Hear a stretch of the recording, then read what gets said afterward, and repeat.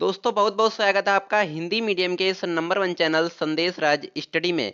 जितने भी हमारे विद्यार्थी क्लास 12 में हैं और जिनको 2025 में हिंदी का एग्ज़ाम देना है उनके लिए आज का ये वीडियो बहुत ही ज़्यादा इम्पोर्टेंट रहने वाला है, क्योंकि आज की इस वीडियो में हम आपके 100 में 100 नंबर पक्के करवाने वाले हैं। 100 में 100 नंबर आज के इस वीडियो से आपके क्लियर हो जाएंगे। आज इस वीडियो में हम आपको हिंदी के 20 ऐसे टॉपिक बताएंगे जिन्हें आप देख लेते हैं तो आपका 100 नंबर बिल्कुल पक्का हो जाएगा। 2025 में पास होने की गारंटी हम ले रहे हैं।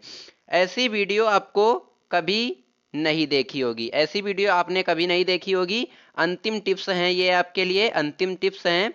इन्हें अगर आप अच्छे से समझ लेते हैं, अच्छे से पढ़ लेते हैं तो आपका जो 100 में 100 का टारगेट है वो आपका यहाँ पे क्लियर हो जाएगा।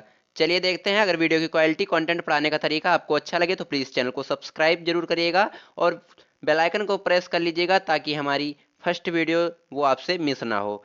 वीडियो अच्छी लगे तो लाइक जरूर करिएगा। चलिए देखेंगे। सबसे पहले आपका रहेगा खंड का। मैं इस वीडियो में आपको जितने भी आपके महत्वपूर्ण खंड हैं सब, हर एक चीज निबंध से लेकर आपके जो कहानी है, ऐसे कई टॉपिक हैं जिनको मैं आज कवर करने वाला हूं। पहले तो आपका खंड का में देखेंगे। खंड का में आपका रहेगा महत्वपूर्ण गद्यांश। आपको जो महत्वपूर्ण आपके गद्यांश हैं वो किन चैप्टरों से आने वाले हैं उनको आप अच्छे से जरूर कंप्लीट कर लीजिएगा। पहले मैं आपको बता दूं, जो आपके MCQ क्वेश्चन होते हैं वो भी आपके 5 नंबर आपके पद्यांश के होते हैं और 5 नंबर आपके गद्यांश के। 5 नंबर गद्यांश के और 5 नंबर पद्यांश के मिलाकर तब आपके यहाँ पे टोटल 10 नंबर के जो MCQ क्वेश्चन होते हैं वो यहाँ पे बनते हैं। मैं आपको कुल 200 MCQ क्वेश्चन करवाऊंगा। इन 200 प्रश्नों में से आपको 10 प्रश्न मिल जाएंगे। 10 प्रश्न मिल जाएंगे आपको, 100% दावे के साथ कहता हूं। चलिए समझ में आ गया आपको। उसके बाद में महत्वपूर्ण गद्यांश आपके हिंदी बुक में चैप्टर हैं 6। कितने चैप्टर हैं? 6 चैप्टर हैं। उनमें से आपको 3 ही पढ़ना है। 3 ही चैप्टर पढ़ना है। कौन सा? राष्ट्र का स्वरूप, अशोक के फूल और भाषा और आधुनिकता। ये आपको 3 चैप्टर अगर आप कंप्लीट कर लेते हैं तो आपका समझो तो 10 नंबर क्लियर हो जाएगा, क्योंकि जो आपका गद्यांश पूछेगा इन्हीं से रिलेटेड और इन्हीं चैप्टरों से उठाकर आपका 10 नंबर का जो गद्यांश होता है वो आपसे पूछ लिया जाता है।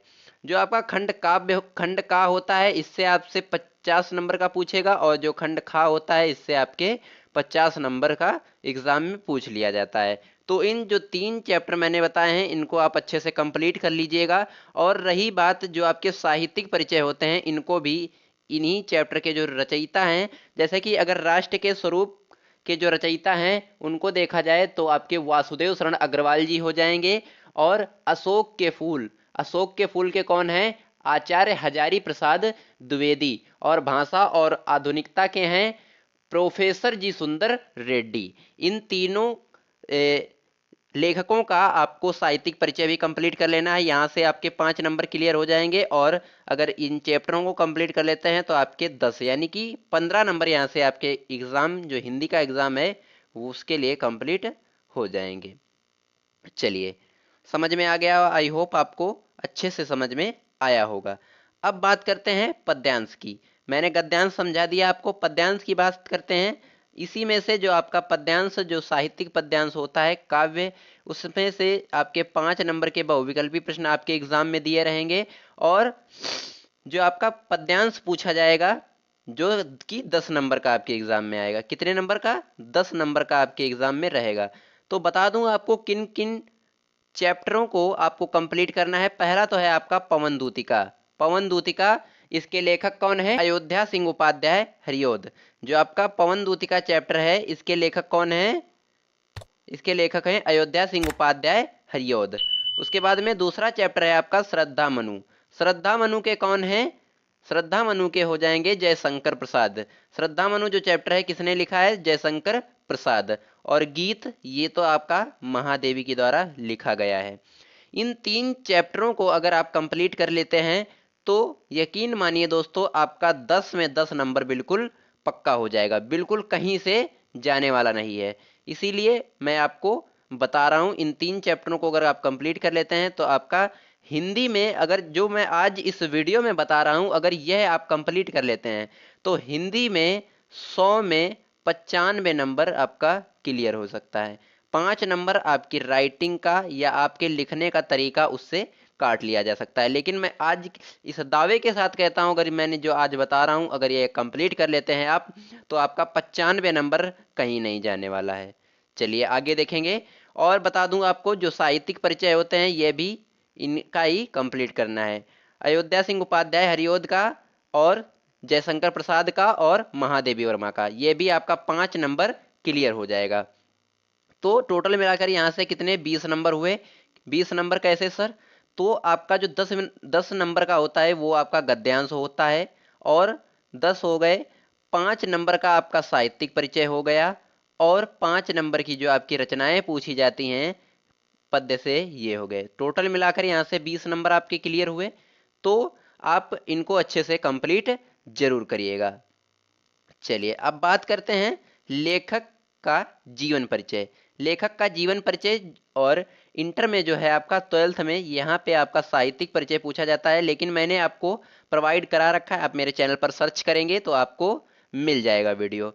मैंने यहाँ पे 3 बताया, मैंने पहले भी बताया और अब भी बता रहा हूँ। पहले तो आपको वासुदेव शरण अग्रवाल जी का कंप्लीट करना है, ये आपके एग्जाम में 5 नंबर का टॉपिक आता है। कितने नंबर का? 5 नंबर का टॉपिक आता है। दूसरा है आपका आचार्य हजारी प्रसाद द्विवेदी, आचार्य हजारी प्रसाद द्विवेदी, और यहाँ पे प्रोफेसर जी सुंदर रेड्डी जी का ले लीजिएगा। प्रोफेसर जी सुंदर रेड्डी जी का ले लीजिएगा, यहाँ पे गलत हो गया है, यहाँ पे प्रोफेसर जी सुंदर रेड्डी समझ लीजिएगा आप। ये 3 जीवन परिचय हैं जो आपके साहित्यिक परिचय हैं, इनको कंप्लीट कर लीजिएगा तभी आपको बोर्ड एग्जाम में बैठना है, अन्यथा मत बैठिएगा, क्योंकि आप 5 नंबर तो यहाँ से गंवा दीजिएगा, फिर आपको फायदा नहीं होने वाला है। चलिए उसके बाद में हम देखेंगे कवियों का जीवन परिचय। ये था लेखकों का जीवन परिचय, उसके बाद में यह है आपका कवियों का जीवन परिचय। पहला है आपका जयशंकर प्रसाद। जयशंकर प्रसाद जी का जो साहित्यिक परिचय है, जो जीवन परिचय, द वेरी मोस्ट इंपॉर्टेंट है, इसको आप जरूर कंप्लीट कर लीजिएगा। आपके एग्जाम में हर साल पूछा जाने वाला टॉपिक है ये, हर साल पूछा जाने वाला टॉपिक है। चलिए आगे देखेंगे। और इसमें है आपका महादेवी वर्मा, और मैंने एक आपको बताया कौन सा, अयोध्या सिंह उपाध्याय हरिओद जी का। अयोध्या सिंह उपाध्याय हरिओद जी का भी बहुत ज़्यादा पूछा जाता है, इसे भी आप लोग अच्छे से कंप्लीट जरूर कर लीजिएगा। महादेवी हो गए, जयशंकर प्रसाद, और अयोध्या सिंह उपाध्याय हरिओद जी, इनको अच्छे से कंप्लीट कर लीजिएगा। आपका यहाँ से 10 नंबर जो हैं आपके क्लियर हो जाएंगे। कितने? 5 गद्य के मिलाकर, 5 पद्य के मिलाकर आपके 10 नंबर यहाँ से क्लियर हुए। दोस्तों अगर वीडियो की क्वालिटी, कंटेंट पढ़ाने का तरीका मेरा अच्छा लग रहा हो तो आपको प्लीज़ चैनल को सब्सक्राइब जरूर करिएगा, क्योंकि आपके एक सब्सक्राइब से हमें मोटिवेशन मिलता है, और लाइक भी जरूर कर दीजिएगा। चलिए उसके बाद में हमारा 5वां टॉपिक है, कौन सा है? पंचलाइट कहानी। मैं कहानी की बात करूं तो आपको कौन कौन सी पढ़नी है? कहानी आपको पंचलाइट तैयार कर लेनी है, और बहादुर। मैंने अपने चैनल पर ये दोनों कहानी आपको प्रोवाइड करा रखी हैं, संदेश राज स्टडी लगाकर मंगाइएगा, आपको मिल जाएंगी, कहानी मिल जाएंगी। आप मेरे चैनल पेज पर जाकर भी देख सकते हैं। उद्देश्य तथा सारांश, इन दोनों कहानियों का उद्देश्य तथा सारांश आपको अच्छे से कंप्लीट कर लेना है, और आपके एग्जाम में कहानी जो है 5 नंबर की पूछ ली जाती है। कितने नंबर की? 5 नंबर की। चलिए नेक्स्ट टॉपिक हमारा बनता है खंड काव्य। ये आपका जिला वाइज होता है, आप किस जिले से बिलोंग करते हैं वो आप पे डिपेंड करता है। और यहाँ पे जैसे कि हरदोई जिले में जो आपका है, हरदोई जिले में श्रवण कुमार लगता है, और जो आपका त्यागपति है वो गोंडा जिले में लगता है। ऐसे आपके मुक्तिबोध हैं, ऐसे ही आपके कई प्रकार के हैं। आप जहाँ पढ़ने जाते हैं स्कूल में, या टीचर या कोचिंग कहीं भी जाते हैं, वहाँ अपने टीचर से पूछ सकते हैं कि सर हमारे जिले में कौन सा खंडकाव्य आने वाला है, कौन सा खंडकाव्य आने वाला है। तो आपके जो टीचर हैं वो आपको बता देंगे कि हमारे जिले में श्रवण कुमार लगता है, मुक्तिबोध जो है आपका योग्य लगता है, या कई प्रकार के हैं, 7 होते हैं, क्योंकि एक जिले में जो आपके है 7 सेट ही बनते हैं, एक जिले में 7 सेट बनते हैं। उसके बाद में यहाँ से आपका जो 50 नंबर का था मैंने आपको कंप्लीट करवाया। 50 नंबर के जो टॉपिक थे यहाँ पे मैंने क्या क्या आपको कंप्लीट करवाया। यहाँ पे जो आपका पद्यांश, पद्यांश आपको, और गद्यांश, गद्यांश ये 20 नंबर के ये ही हो गए। उसके बाद में इनका जो साहित्यिक परिचय है वो भी 5-5 नंबर के, और कहानी 5 नंबर की, और सारांश। और उसके बाद में जो आपका 10 नंबर का जो बहुविकल्पी प्रश्न रहता है वो इस वीडियो में मैंने नहीं बताया है, क्योंकि इस वीडियो में नहीं, वो आपको दूसरे वीडियो में प्रोवाइड करा दूंगा। मैंने यहाँ पे बता दिया है आपको कि मैं आपको कुल 200 प्रश्न दूंगा, और इन अगर 200 प्रश्नों को, ये बुकलेट आपका जो 200 प्रश्नों का रहेगा, इसे आप अगर कंप्लीट कर लेते हैं तो आपके जो 10 नंबर की जो टेंशन है हिंदी में बहुविकल्पी प्रश्नों की, वो आपको खत्म हो जाएगी। बिल्कुल टेंशन नहीं लेना है आपको, हमारे चैनल से तैयारी करते रहिएगा, आपको बिल्कुल टेंशन नहीं लेना है। यहाँ से आपका जो 50 नंबर का पेपर था वो आपका खत्म होता है। अब आते हैं, अब बारी है खंड खा की। अब खंड खा की बारी है, चलिए देख लेते हैं। 9 नंबर का जो टॉपिक है हमारा, 9 नंबर का संस्कृत का महत्वपूर्ण गद्यांश। संस्कृत का जो महत्वपूर्ण गद्यांश है वो आपको कौन सा चैप्टर पढ़ना है, कौन कौन से चैप्टर हैं महत्वपूर्ण आपके। पहला तो आपका बनता है संस्कृत भाषाएं महत्वम, संस्कृत भाषाएं महत्वम, और दूसरा है महामना मालवीय। महामना मालवीय ये आपके 2 चैप्टर हैं। अगर आप इसमें एक जोड़ना चाहें तो जोड़ लीजिएगा, आत्मज्ञ एवं सर्वज्ञ और जातक कथा। ये आपको 4 हैं, मैंने यहाँ पे 2 ही बताए हैं, और 2 आपको अपने पास से बता रहा हूँ, आत्मज्ञ एवं सर्वज्ञ और जातक कथा। ये दोनों चारों चैप्टर जो हैं आपके, ये कंप्लीट जरूर कर लीजिएगा, क्योंकि यहाँ से आपके एग्जाम में कितने नंबर के क्वेश्चन बनते हैं, 7 नंबर के। जो आपका संस्कृत का महत्वपूर्ण गद्यांश होता है यह आपके बोर्ड एग्जाम में 7 नंबर का पूछ लिया जाता है। चलिए आगे बढ़ते हैं, और 10 नंबर का जो टॉपिक है हमारा, 10 नंबर का संस्कृत का महत्वपूर्ण पद्यांश, जिसे श्लोक कहते हैं। क्या श्लोक कहते हैं? तो अगर श्लोक की बात की जाए तो श्लोक आपका जो है वो कन्फर्म रहता है। कन्फर्म इसलिए रहता है क्योंकि आपकी बुक में एक चैप्टर है संस्कृत में, सुभाषित रत्नानी। इस चैप्टर में कुल आपके 14 से लेकर 15 श्लोक होंगे। अगर उनको आप कंप्लीट कर लेते हैं तो वहां से ये आपके 7 नंबर क्लियर हो जाएंगे। और एक श्लोक है आपका जातक कथा में, एक ही है, उसको भी कंप्लीट कर लेना है। और सुभाषित रत्नानी के वो भी 14 से 15 हैं, उनको भी। इस वीडियो में अगर लाइक टारगेट है आपका 1000, अगर 1000 पहुंचा देते हैं तो इसमें जितने भी हमारे इंपॉर्टेंट फैक्ट बनते हैं सारे आपको प्रोवाइड करा दूंगा।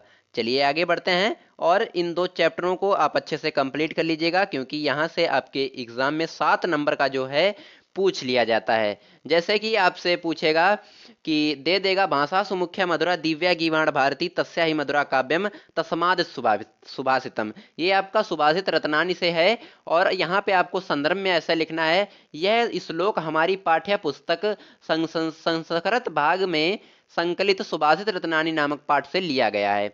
यानी कि अगर इसका अर्थ देखेंगे, भाषा सुमुख्या दिव्या गीवाण भारती, यानी कि भाषाओं में संस्कृत भाषा सबसे प्रधान, मधुर और अलौकिक मानी जाती है। उसके बाद में तस्या ही मधुरा, यानी कि तस्या ही मधुरा, उससे अधिक मधुर उसके काव्य हैं।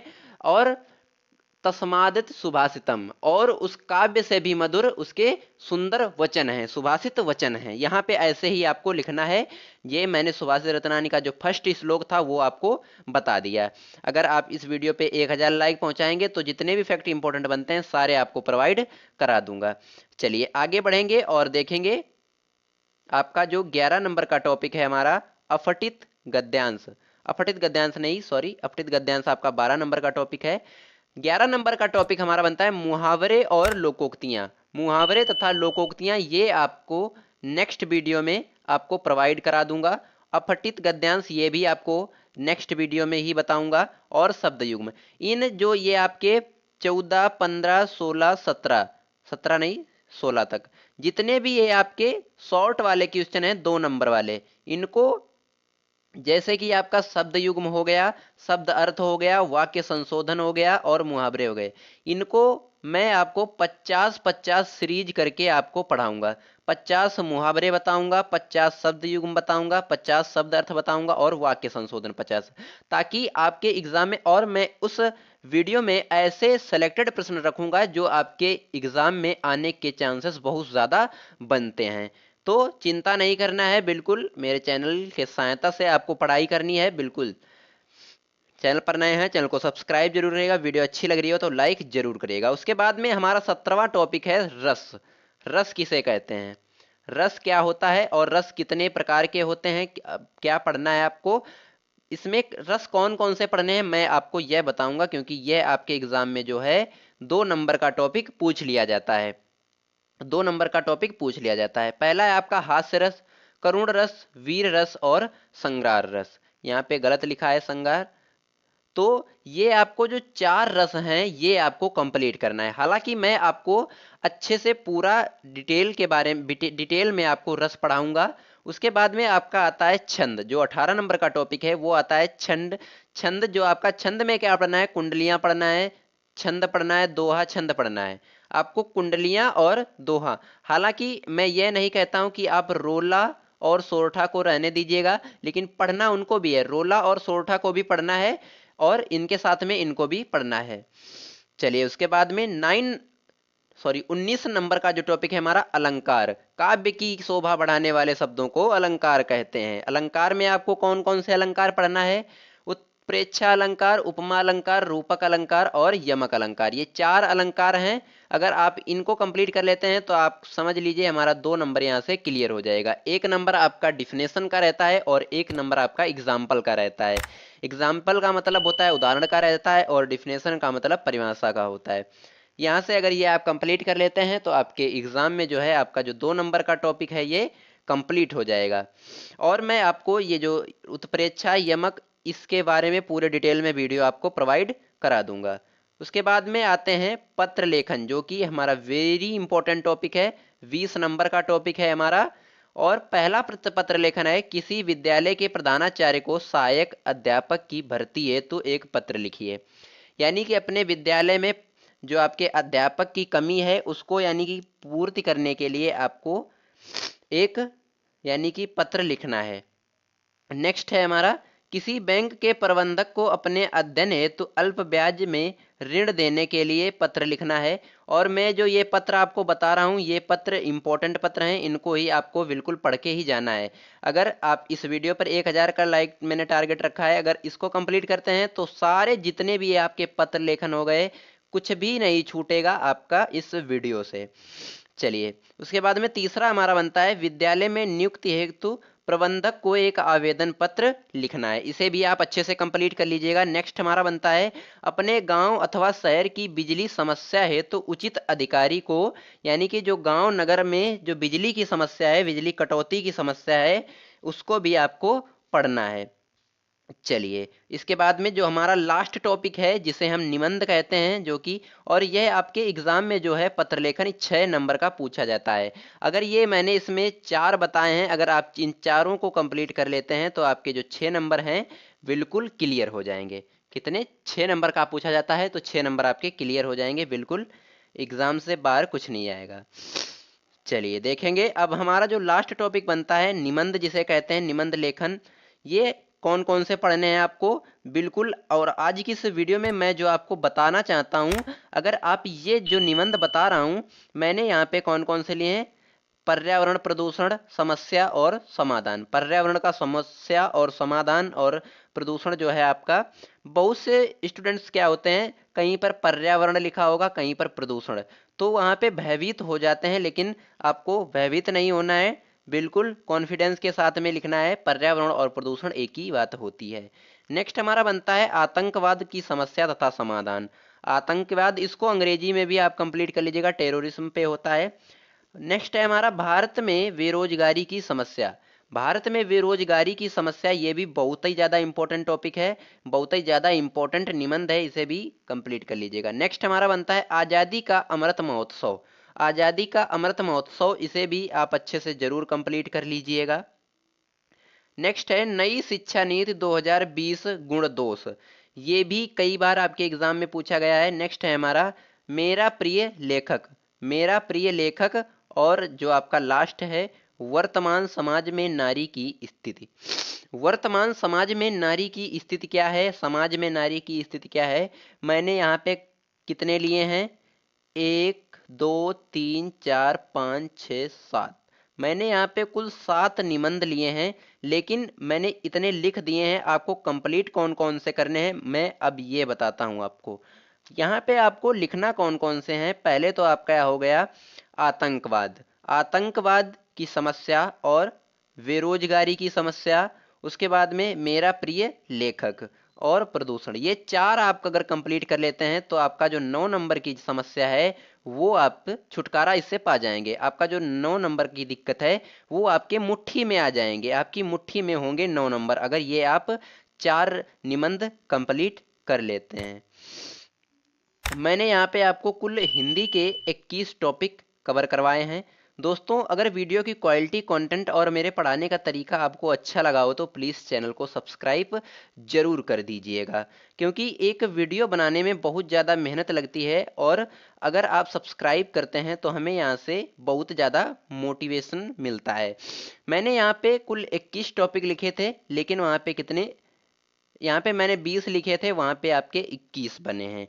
कोई बात नहीं, लेकिन अगर आप ये पढ़ लेंगे तो आपका जो 100 में 100 की दिक्कत है वो आपको ख़त्म हो जाएगी। और इस वीडियो पर अगर आप 1000 लाइक का टारगेट रखते मैंने रखा है, इसे आप पूरा करते हैं तो इस वीडियो में जितने भी टॉपिक हैं आपको सारे अलग अलग वीडियो में या आपको एक ही वीडियो में प्रोवाइड करा दूंगा। वीडियो चाहे आपकी 2 घंटे की बने या आपकी 3 घंटे की बने, उससे फ़र्क नहीं पड़ने वाला है। अगर मेरी वीडियो की क्वालिटी, कंटेंट पढ़ाने का तरीका आपको अच्छा लगा हो तो प्लीज़ चैनल को सब्सक्राइब जरूर करेगा और बेल आइकन प्रेस कर लीजिएगा, ताकि हमारी कोई भी वीडियो आपसे मिस ना होने पाए। चलिए मिलते हैं किसी नेक्स्ट वीडियो में किसी